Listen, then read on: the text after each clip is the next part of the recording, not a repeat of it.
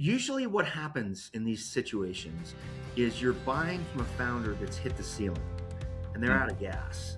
And they're kind of like, you know what, man, I've taken this as far as I can take it. It's time for me to monetize, kind of diversify my retirement. And so you have these ETA operators stepping into businesses where there's ceilings everywhere, right? As far as the way that we talk about EOS. And how do I solve for those? They can be people ceilings. They can be all kinds of ceilings. But that's what you're stepping into on day one, for sure.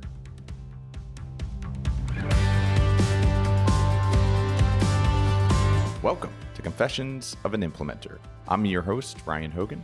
We share unique stories of EOS implementers and the companies they've transformed to give you a rare glimpse into the successes and challenges of the system in action. Let's jump in. Alex, this is you and I had such a really interesting kind of pre-call to this maybe a month or two ago.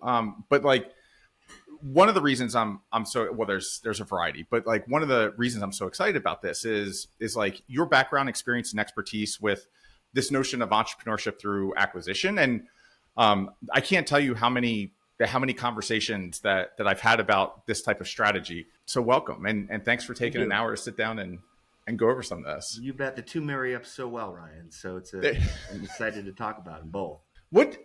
So just kind of walking into your background a little bit, and then we'll kind of like ease into ETA, and we'll probably do it more like ETA for dummies, and not that the audience are dummies, but there's what I've discovered is that there's a lot of people that don't know about like that form of entrepreneurship. Yeah. But let's start with your background, because it looks like you got into banking like almost immediately and never looked back. Yep. So out of undergrad, I did my first tour in M&A at Salomon Brothers. That was the last financial analyst class at Solly. And then I went back and got a degree in engineering at CU Boulder. This is where I'm from, Colorado. And then I did another tour in sell-side investment banking at a firm called Headwaters. So sell-side banking background to begin with, for sure. Yep. Got it. And like, what was that?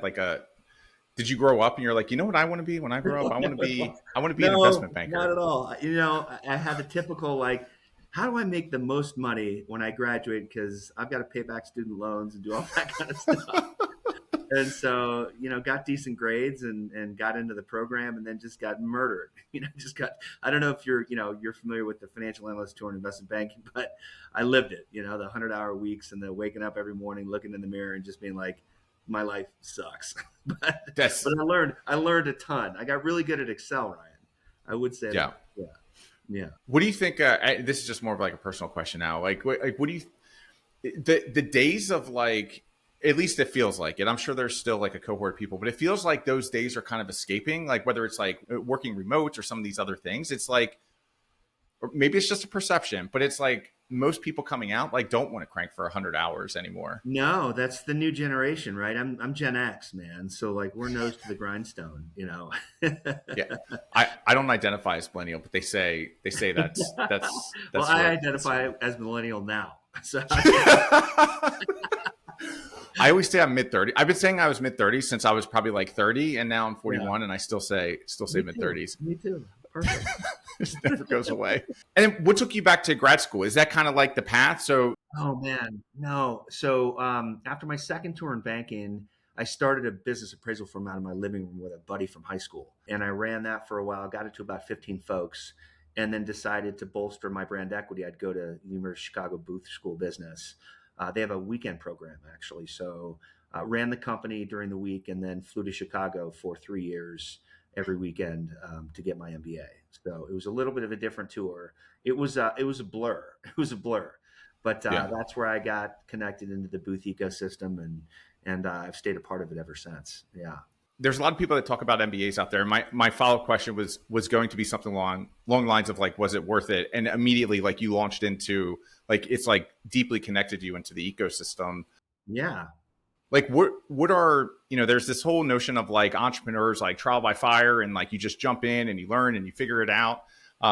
Business professionals as well, figure it out, work your way up. And then at a certain point, it's like, do I go back for my MBA and maybe get a little bit more of a foundation? Mine was so different, man. Like I went to business school. Well, frankly, the second tour I did in banking was with a firm that was founded by a couple Stanford guys. and they raised the money for that bank over a poker game, $10 million. And I go, wow. I go, What? I We're going want to to need go that story. I want to go to business school. so, Yes. so when I went, I was not a career switcher. I was really looking to build more of a network. Yeah. And so that reflected in my experience there. I wasn't doing job interviews, preparing for a career transition, and I found the best way to do that was to build an ecosystem on that platform. So I had a professor, Steve Kaplan, who allowed me to do that at Booth and created a network and an ecosystem there that served me ever since. Yeah. Hmm. So different approach than most, but well, not really. I mean, if you go to some of these business schools, that's what you graduate with in the end is, a brand and a network. And, the other stuff is important, but less so as you get older, for sure. Just for we'll just do this one for the military transitioning military folks that are thinking about school. Like, is the advice that you give to certain people or to people that are close to you in your life when they're thinking about, like, are you like, if you're going to take the time and invest that much money into an MBA, like you have to go to like one of these 5 schools, or are you like, no? Well, I think it's a lot about lifestyle design. You got to, kind of forecast out what your 10 or 20 years are going to look like. And then if you're like, hey, I want to go into corporate America, I want to have job security, I want to be on the ladder, I want to make a lot of money, it can be a good route. ETA has evolved as another option, and it's, gotten more robust as an option over the last 10 years. But for the most part, it was really, that's how I encourage people to think about it is, what do most post-grad MBA folks do? And is that what I want my life to look like? Does that make sense?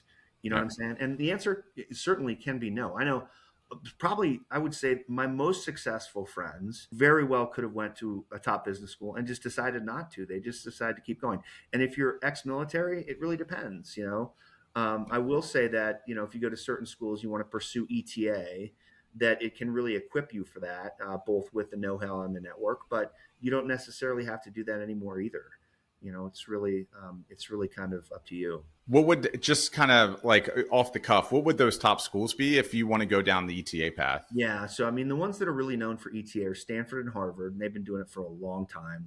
And then there's a number of others that have emerged as having robust ecosystems and support. And that would be Kellogg, Booth. You can still pursue it at many other schools. Duke and Virginia, Texas has got a program now. Rice has a program. MIT is starting to develop a program.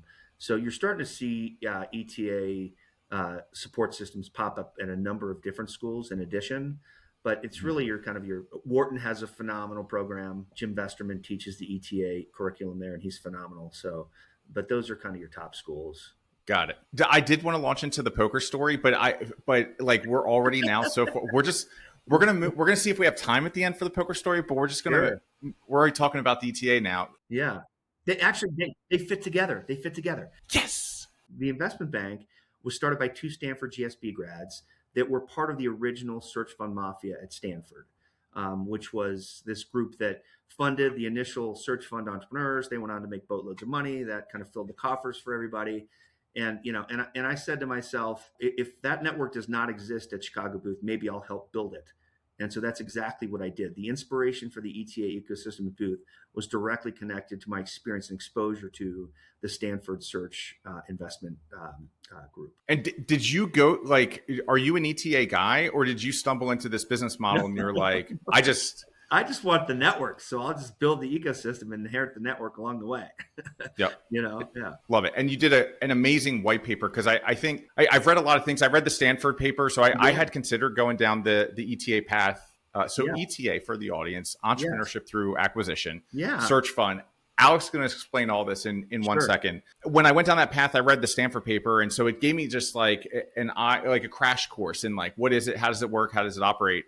I thought your paper was really interesting because yours was less about theory and more about like what practically happens, especially to search time or first time searchers. Yeah. So just at the very basic level, what is ETA? At the very basic, simplified level, it's you buy a small business and you run it post-closing. That's it. That's ETA. There's a wide variety of fancy mechanisms that you can pursue to achieve that. But that's what ETA really is. And, Stanford, a long time ago, they had this, harebrained idea, some of the alumni, that, hey, you know what I want to do? I want to buy a business, but however, a couple things. I've never run a business before. I'm going to find one where I'm not familiar with the business model. I'm going to move to a place that I've never lived, and I'm going to take millions of dollars of investment from people that are going to entrust me to grow and transform that business. And it worked. Everything you just said there was crazy. And then, except for the very part, you're like, wait a minute, what? And then it worked. So, like, yeah, that's where it all began. And when you say small business, like what's the range in businesses in which search fund folks are going out?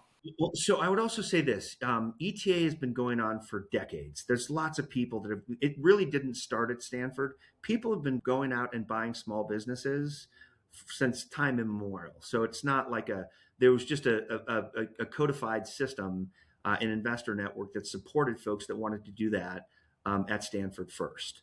But people have been buying small businesses forever. I thought it started with Cody Sanchez, but I guess. Oh, Right. are we live streaming? Oh crap! No, I'm just kidding. We'll be okay. I love it. Okay, so and I did want to talk about some of the, because the thing that was fascinating during our last call is like all the different types of mechanics and different sizes, and so like the ETA that we're speaking to right now is that search fund. Yeah. When is there a, like, can I go buy $100 million company with that, or does it have to be $1 million? You, as long as you can get the investors and the selling shareholder group to agree to sell to you, you can do that. But I'll say there's a couple different mechanisms. I'll explain them in plain English.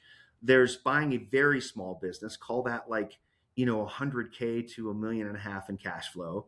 A lot of times people do that with SBA 7A loans, and they come up with the equity on their own, or with a small, very intimate group of investors. You move up from that, above the $1 million in EBITDA, up to about $5 million in EBITDA. And EBITDA is operating profit. And then you need bigger equity checks, anywhere from 2 to 10 million in equity. And there's a group of investors that will support that. So kind of going from what we call the self-funded model, which, by the way, they encourage, the professors at Harvard teach this. They encourage their students to go that direction. They have a book, the two professors, called Think Big, Buy Small. And then there's the search fund mechanism, which is larger businesses. And the difference really between the two is oftentimes with smaller deals, you become the business owner. So you're not just a CEO reporting into a board that can get fired. You own the whole thing, or at least a really sizable part of it. And then when you pursue the larger businesses with a traditional search model, you become the CEO reporting into a board, and you have an equity stake. But they can let you go if you're not achieving the milestones and growth and things like that they're envisioning for the business. So those are the two real big ones.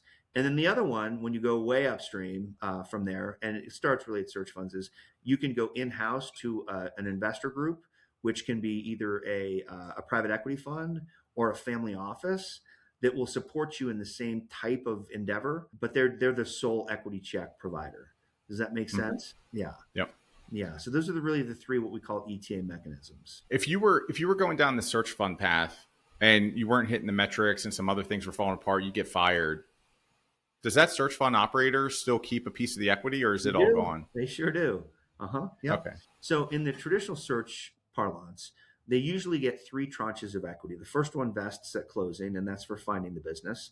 The second one vests over some time period, and this is in the Stanford Search Fund study. People can Google that.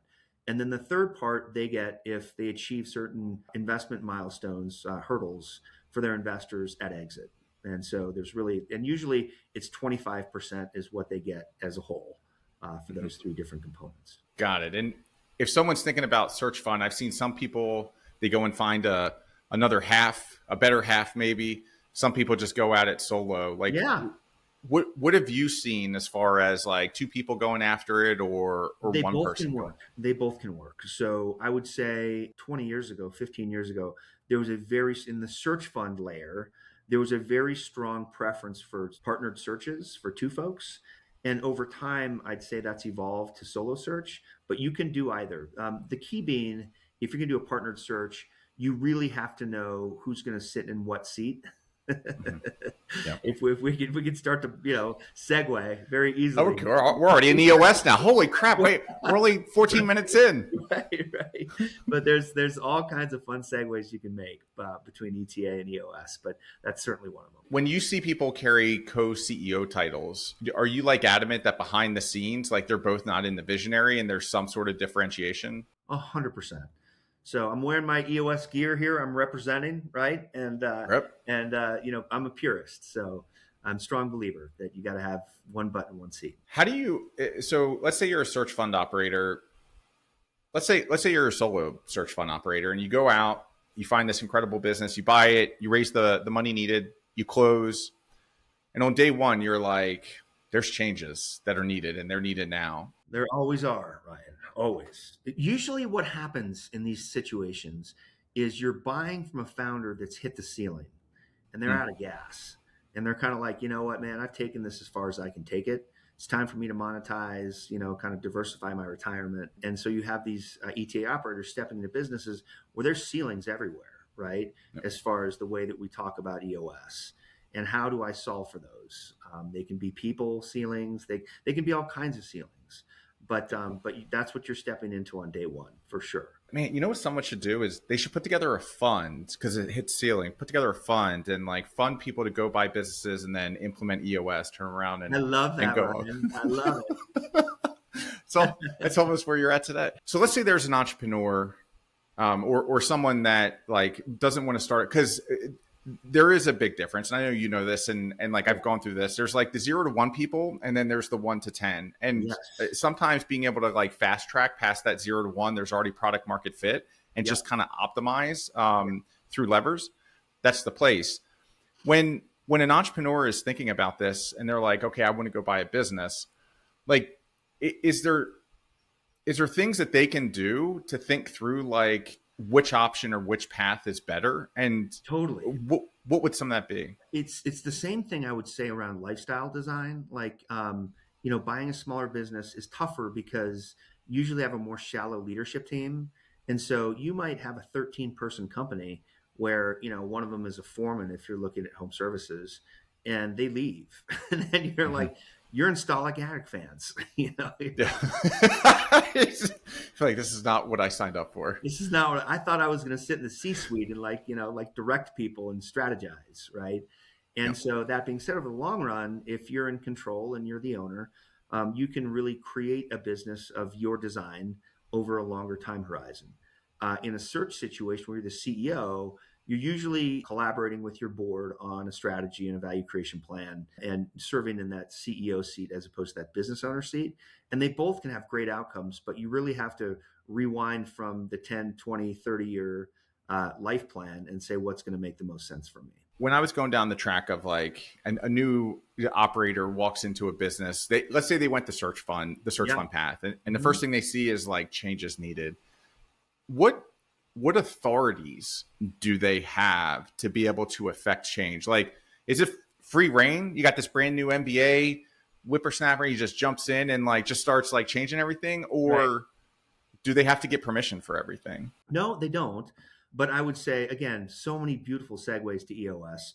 EOS can be an awesome chassis just in terms of creating a really good governance system between your board and your investor group and the CEO and the leadership team to kind of say, hey guys, let's agree on all the components of EOS and then let us go execute. And I'd also say in either scenario, search or traditional, the folks typically have more of an integrator orientation than a visionary. Visionaries are so good at sales. They're really good at sales.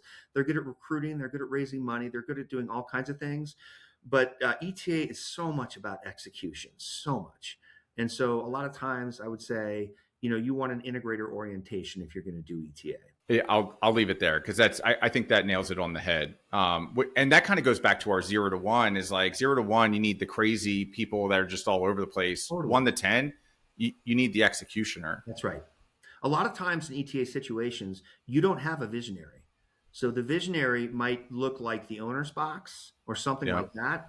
but you can have disastrous situations if you have a pure visionary step into a business that needs a lot of execution. So Yeah. yeah. You're going to hate this next question, by the way. I already know it.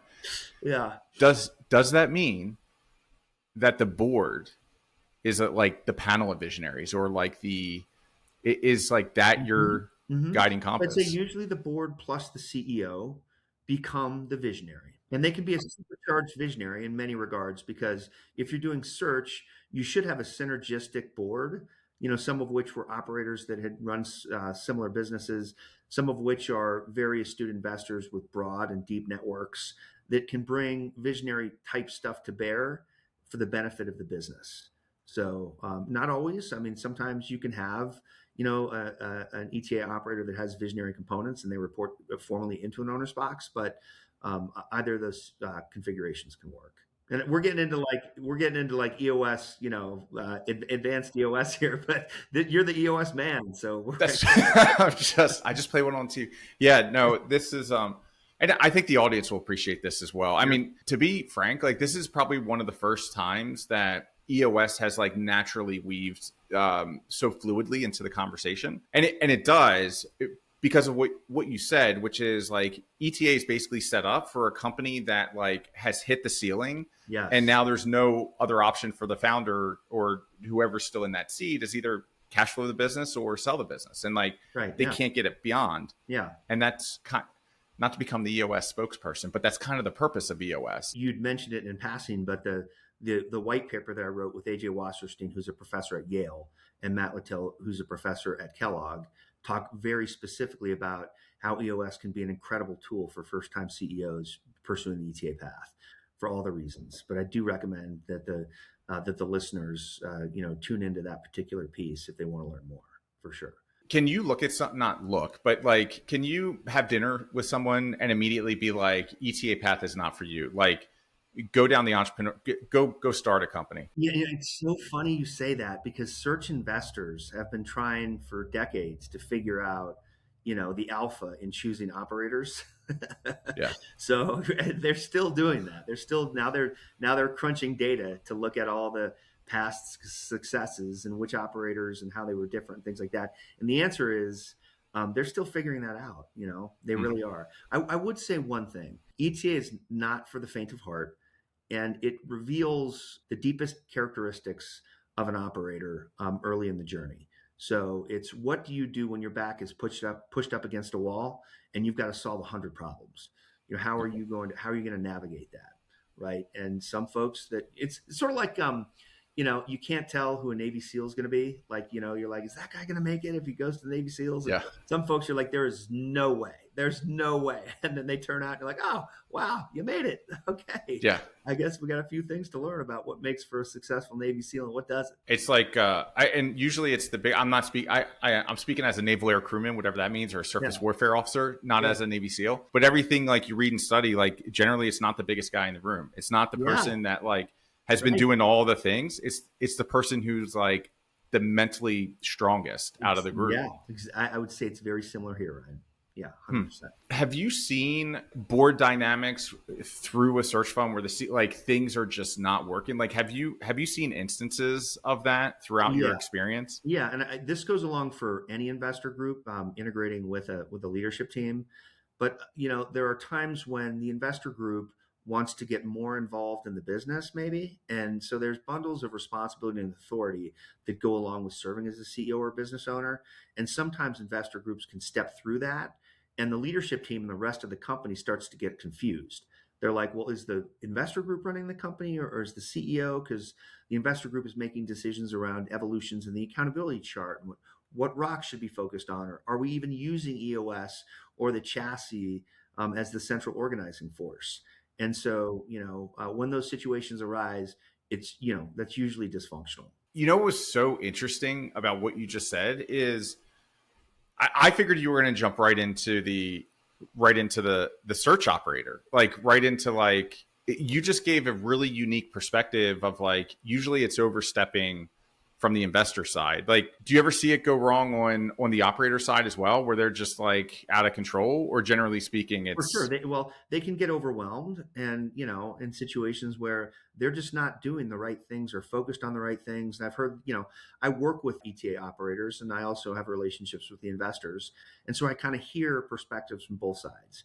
And sometimes the ETA investors are like, man, they're not focusing on the right things, and we really need them to go over here and do that, but they're gonna assert their will and sort of make sure that we're pushing on these particular initiatives or whatever instead, and those are not the right things to focus on. So it can go both ways. It's a dance. what do you think like the most effective path to, and like this goes beyond like search fund. This really kind of gets into like board and CEO dynamics, and candidly speaking, like let's see, are we at 2 years yet? No, we're not. So I'm limited in what I can talk about, but like I will tell you there were some really interesting things as you speak to like overstepping that happened, that like it really created some dissonance inside of the organization. Yeah. And so like this is more broadly for just companies that are on some sort of governance that has a board. When there is a misalignment in strategic priorities, or like, the CEO who is boots on the ground, looking at it, closest to the customer, closest to the team, Yeah. they've got all the data and they're going, and there's a misalignment between the board and the CEO. Like, how can you fix that? Are you ready for an EOS tool? Oh, what's it called? It's called Same Page Meeting. Yeah. So let's just say that board integrated with the CEO is the visionary. Okay. And what you're going to have is you're going to have a same page meeting. The CEO can sit kind of in both seats, but you're going to have a situation where, hey guys, listen, we've got to get synced up on all the EOS foundational tools in the VTO. And we're going to do that, sort of like in a same page meeting construct to make sure we're totally aligned. And I'd say in a healthy situation, they'll get alignment there, and those can require same page meetings. And then they say, okay, CEO, we're going to give you a couple gifts. One is EOS, one is a peer group, okay, preferably a peer group that's running on EOS. All right, so that you're talking to other people that are using that. And thirdly, that you've got a really good executive coach that's sort of giving you a broader support system as well. Mental health is a big one, but just conflict resolution, leadership, all those things. So we're saying, hey, listen, let's give you the EOS chassis as a gift so that we can get to alignment there. And then let's get you some folks that you can sort of collaborate with. And then let's get you that coach. And then you go execute and let us kind of step back and let you do that. Does that make sense? And Yep. yeah, the same page meeting can come in really effective in getting alignment on the EOS apparatus. And what do you think when you think about same page meeting? Like, what do you think about the frequency of that? Is that outside of the construct of Board your meetings. quarterly board meetings? Board meetings. You may have one of the board members or several that are serving as what we call operating partners. So a lot of times they're like, I ran a business just like yours, and I grew it 3x that. And I have some very strong ideas about where you should be focusing rocks wise, accountability chart evolution, so on and so forth. But instead of me stepping into your EOS meetings with the leadership team, let's you and I go off and have those same page conversations, and then come back, codify those with the board, and move forward. And tell me if I'm wrong on this. So I'll give the structure real quick on how this typically goes down. You tell me I'm full of poo-poo or it works, and then I'll talk about kind of the board. When a search fund person, my understanding is you go out, you raise a small fund, and that's kind of your admin execution calls for, let's call it 2 years to go actually find the business. Yes. Find the business, meets the thesis, and then you go back to those people plus more people to go bring debt and additional equity through the door to close on the transaction. Yep. Okay. What's really interesting about this is like boards, in my experience, I've stood up over long periods of time. So like my first experience with this, it was just the two co-founders. It was me and my partner, Derek. And then we were like, it'd be good to get this type of perspective. So we went out, we found someone, we put them on the board, found someone else over a long period of time. But this is like, it's like Instaboard. Like it's Instaboard. Now, yes and no. Your equity investors come from your search syndicate, typically the ones that are funding your search, but you will collaborate with them pre-closing on whatever business you find to assemble a board that is at your direction mostly. Like you're going to have a couple of investors that are from your syndicate that will sit on the board. And then you'll say, okay, guys, who else would be super synergistic for us as board members? And I mean that like lending industry perspective, networks, like that can really help, right? Like what you don't want is a board of folks that are just pure financial investors. They want, the only thing they care about is, are we tracking budget? Like all those things you want. And this is how the Stanford search fund model worked out so well in the early years, is that you had a very supportive board that had domain expertise that could step in and help you in a very sort of constructive way. Has this stuff evolved over time, like through best practice, or has like once they documented and okay. Yes, board construction is a big deal. Like, by the way, AJ Wasserstein, my co-author on the paper, has written a number of pieces on how you actually assemble a board for a search or an ETA-backed company, best practice there. So there is content that can help guide folks in what good looks like, for sure. And then I'll give EOS a quick plug. Like that might be one of like the biggest evolutions, where like now you can walk in and you don't have to do your vision, mission, value, like whatever business school taught you. Like there's an actual framework that already exists that you can just plop right into the business. And it's so good. It's like no first time CEO learning a new business in a new geography with an inherited leadership team and a departing founder needs to reinvent the wheel when it comes to an operating system. I mean, they've got something that's been around, run through, tens of thousands of companies. As we say, it's simple, but it's not easy, right? So then you give them this wonderful chassis to then use in transforming the business. It's like it was made for ETA. Yeah.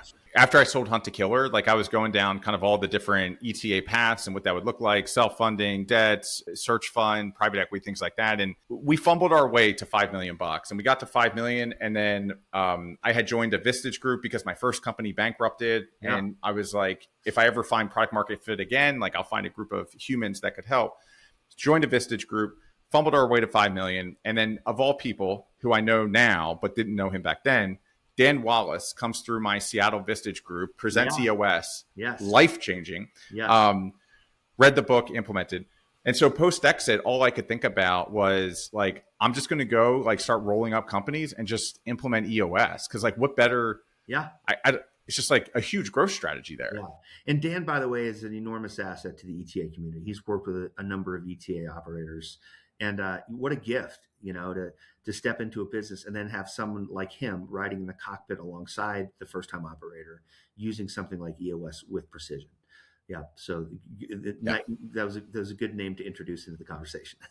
Yeah, Dan's he's a stud. Okay, one last question on private equity. Then I want to get to your white paper, and I want to get generally, and then I want to get kind of into the details because there's some raw stuff in there which I find fascinating. But real quick, just for people that are listening, and I'm asking you the questions that I wish I would have known, that there's like 3 different options, and here's the things, here's the pros and cons. If someone's like, no, I'm a true operator, and like I'm going to go buy a bigger business, and they're going to go down that private equity path, like where do they just knock on the door at their local private equity firm and say, hey, or they can how's that work? Oh, for sure. So there's a couple different routes. Now we're getting into some very nuanced stuff, but the listeners may appreciate it. They can go to private equity firms and approach them with businesses that they have under what's called letter of intent, which is it's called an LOI, and that's you're in real conversations with the business owner or shareholder group about buying the business. And private equity groups love that stuff. So if you have a company under LOI, they will absolutely take your call. You can also create what's called an independent sponsor, which is a situation where you become, in some ways, the private equity firm, and you raise the capital, sometimes even from private equity, and you are sitting in between, acting as the pseudo private equity investor, along with being the operator. So those are both options, for bigger businesses. And do you generally hold on, you as in the operator, do you generally hold on to the same amount of equity, or is the construct different for PE? First off, finding a good business to buy at a good price is extremely difficult. So if you can get that, right, there's incremental economics that you can capture. and you can capture that through finder's fees. Like, so you go to a private equity firm and say, hey, listen, I want the CEO package that you generally award to your CEOs when they're running a business. I also want incremental economics with regards to a finder's fee. Or if you create an independent sponsor, you can say, I want incremental equity as well.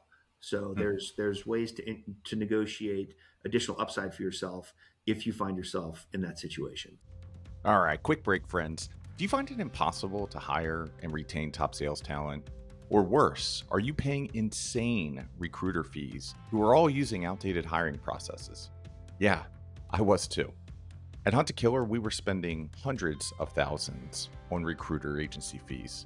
And after I sold that company in 2025, I started Talent Harbor. And the whole vision here was to make sales recruiting accessible to small and medium-sized businesses, because the organizations that can hire and retain world-class people are the ones that ultimately win. Most organizations rely on things like ZipRecruiter or LinkedIn, and they get hundreds, if not thousands, of resumes. But we find that the best salespeople are already perfectly placed somewhere else. And that's why our approach is to go after them. And we do that through a business model called recruiting as a service. We do not charge commissions. We do not have success fees. We don't have contracts. We don't have long-term engagements. And we become an extension of your team as expert sales recruiters. If you're tired of the same old recruiters and want to actually grow your sales team, check us out at talentharbor.com. That's Talent Harbor, TALENTHARBOR.com. Let's get your next sales superstar hired. All right, let's switch to your paper. Sure. Let's start with, like, broadly speaking, like why did you write the paper? What were you seeing where you were like, someone's got to say it? Yeah, no. So I'll tell my EOS story a little bit. So when I started my company, got it to 15 people, I recapitalized it and brought in some external investors, somewhere in the ETA community, and I became the CEO, reporting to a board. And it was a founder-owned business before, and founder-owned business is great because you can do whatever you want to, right? So we had a true, money comes in, money goes out. Do we have enough money to pay payroll? Awesome. Let's go to the beach for 2 weeks and whatever. Yes. And then it's like, okay, now these guys want a return on this equity, and they want to do certain things. So I found myself as a first-time CEO of a 15-person business, reporting to a board and charged with the transformation of the business to get to certain equity hurdles. And I quickly realized that I didn't know what I was doing in that context. So I had constructed this network of ETA operators, traditional search-backed, some self-funded, and I found that EOS was already being used en masse in that community. So I actually adopted EOS at my own company and started using it, and used Lisa Gonzalez, who's actually an implementer in the community. She wrote Process. And so I was really able to benefit from EOS and learning about it from the ETA community itself. So I was speaking with AJ Wasserstein again, and we're colleagues as professors. I teach a course at Booth called Value Creation in Small Business, which is really about the post-close operator's journey in effectuating different things that can increase the equity value. And I sort of said, I would love to collaborate with you on a paper on operating systems. And he's like, well, you're not the first person that said that. He's like, I've started to get that from a lot of people. And so I said, great, let's do it. And AJ is absolutely brilliant, a phenomenal writer. And so, we developed a piece and recruited Matt Littell, who's the professor at Kellogg, who's also a strong advocate of EOS and uses it in the companies he invests in. So that was the catalyst for the paper. Got it. And you talked to 57, 61? That's a different paper. There was a different paper where we polled folks in a context relating to stepping into a private equity ownership constellation as opposed to an ETA search constellation for businesses that were sold. But for this one, we really just collected a lot of best practice from our own experiences and conversations ad hoc with folks in the community. So, yeah.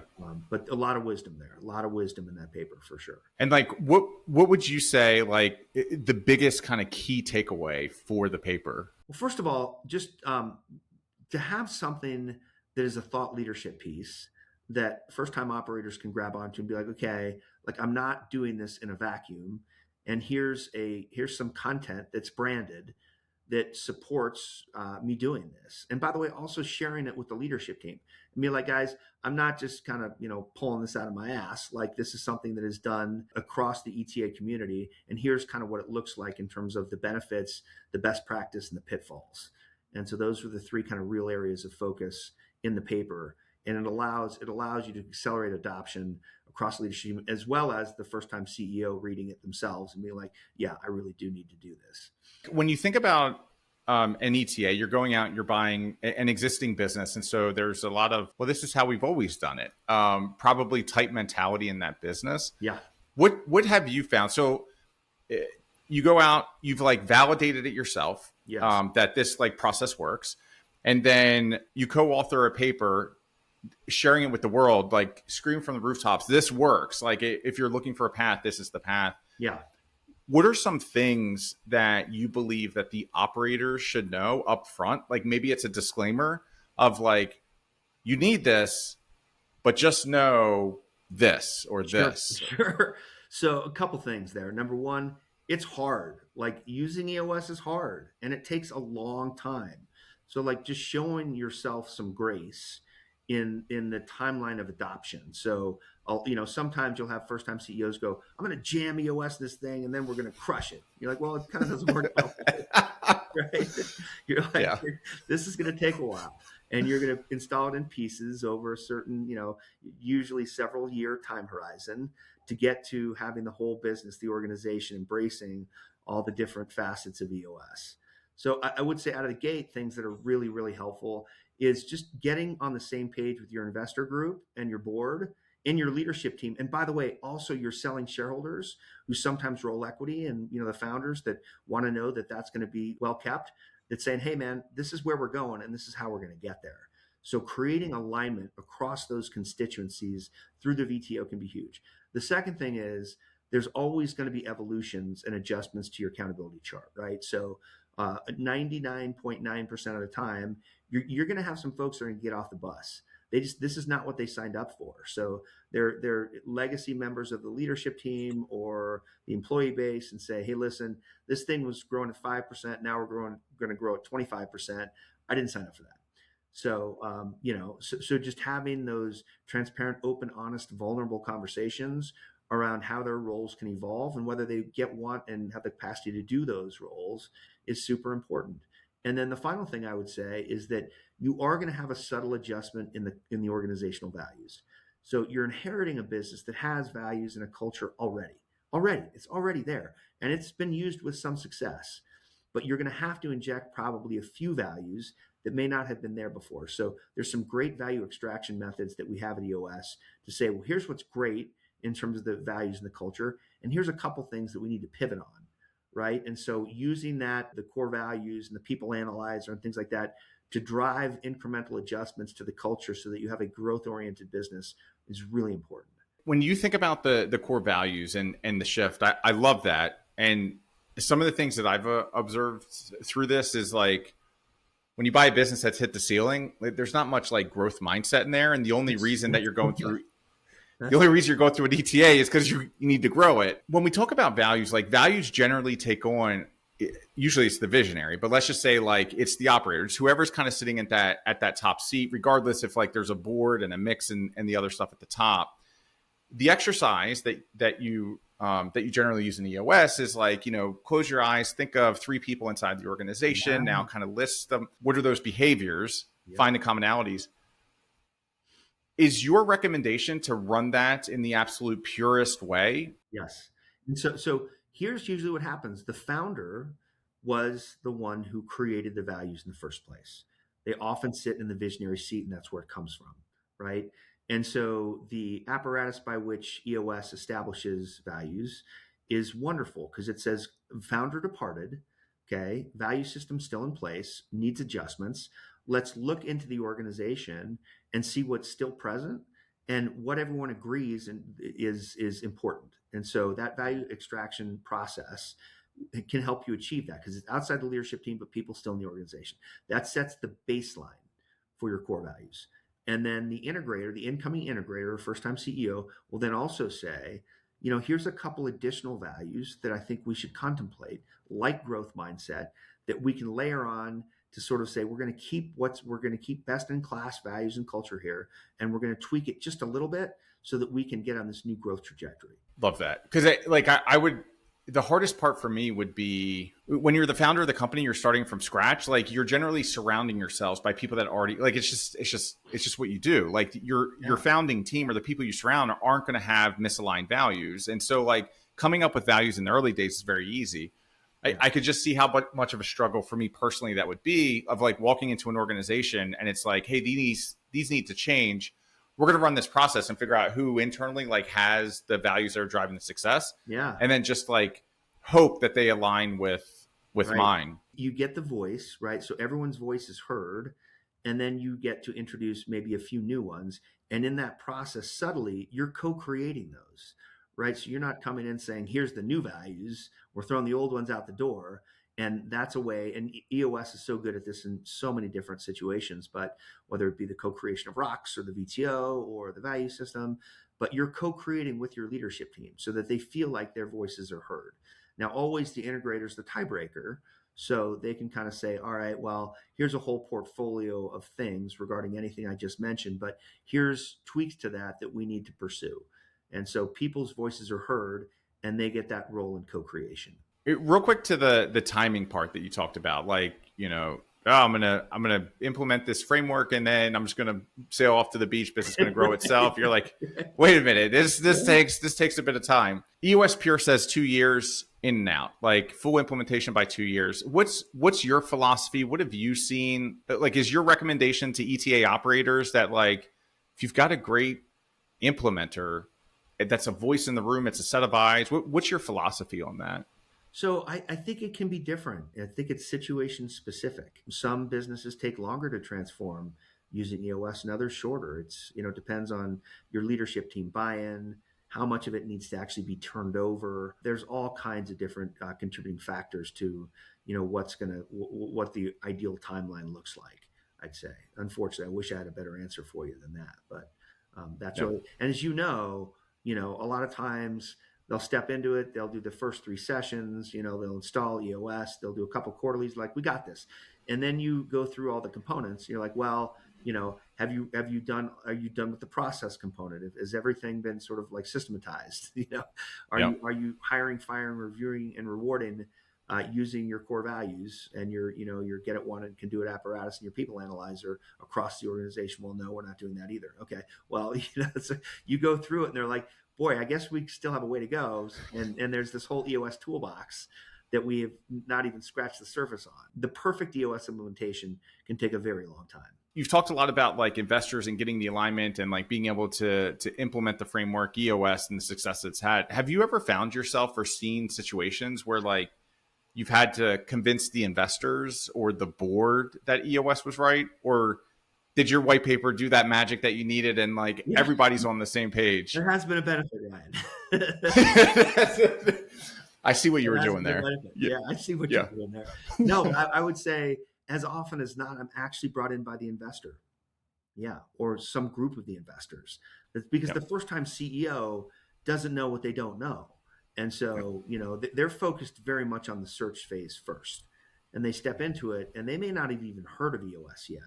And if they have, it's very surface level. Now there's also obviously a referral flywheel going on from CEOs to CEOs and searchers to searchers, but it is often as not comes to the investors as well. Very supportive in the ETA community. Okay, I feel like we need to get to you in this as well. Like, what are you up to nowadays? What are you doing? Where are you at? And then I want to make sure we, 1, share that, and then 2, like, what are you looking for? How people get a hold? But let's start with what you're doing today. So I did the tour as CEO, and in the CEO seat, from the recap to my departure, not departure, but transition is a better way of saying it. I grew the company about 500% on the top line, and from about 50 to about 55, and then transitioned to the board. They were ready for new blood, and I was really thinking about what I wanted to do next, right? And because I had such a good experience with EOS, I'm like, this is going to be the perfect fit for me with regards to how that fits into my involvement in the ETA community as well. So I wear 3 hats at Booth right now. I'm an entrepreneur in residence, I'm a senior advisor to the ETA program, and I'm an adjunct professor. And the latter one is a new course we started teaching last year, which is, again, it's mostly about the post-closing operator journey in the context of what private equity often alludes to as value creation. So it's how do you actually increase equity value for your investors during the life of an investment.